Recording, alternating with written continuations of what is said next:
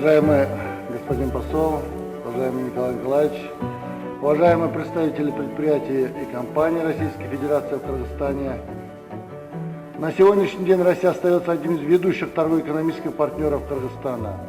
Уважаемый Руслан Айтбаевич, уважаемые коллеги, уважаемые друзья, я прежде всего хотел бы поблагодарить министра иностранных дел Кыргызской Республики за готовность встреч с представителями российского бизнеса, представителями деловых кругов соотечественников.